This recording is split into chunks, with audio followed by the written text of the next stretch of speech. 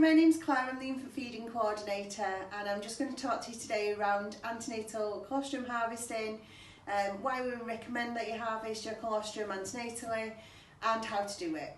So here at Northumbria we recommend that you harvest your colostrum from 36 weeks. If you have any risk factors of preterm birth, then we recommend that you speak to your clinician regarding this first. There is a few reasons why we highly recommend that you harvest your colostrum.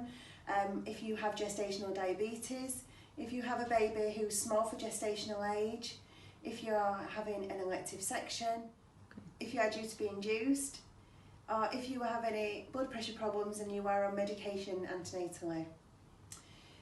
So, if you speak to your community midwife regarding antenatal harvesting, they can give you a pack. Within the pack, we would have syringes, small syringes which are 1 ml size, the caps to go with the syringes, and also a little feeding cup. The feeding cup sometimes can be useful to be able to collect the colostrum if you're struggling with the syringe.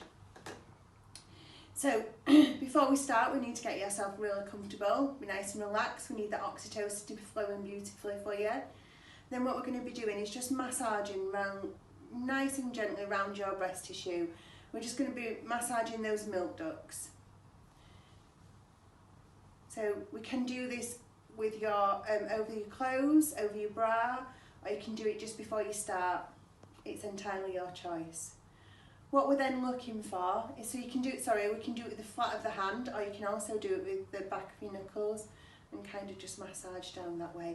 We're going to be working all the way around the breast.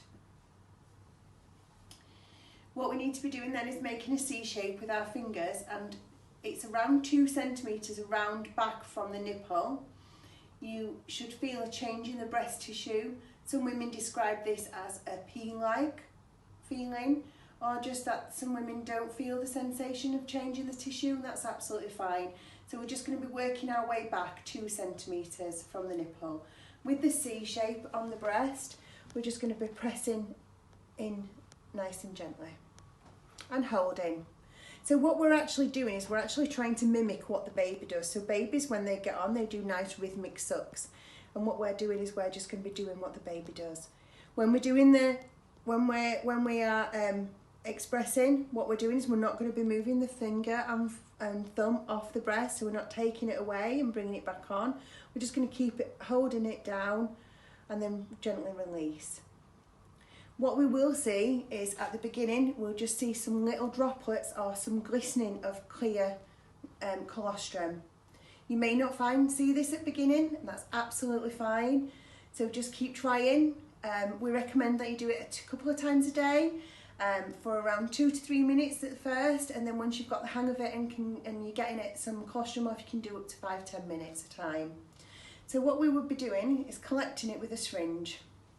So as we are compressing down on the breast tissue, we'll put the syringe and just collect the droplets from the breast into the syringe.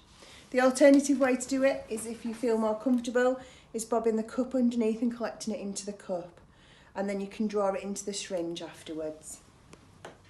When we're colostrum harvesting antenatal, what we can do is during the daytime keep the same syringe and use the same syringe the whole day.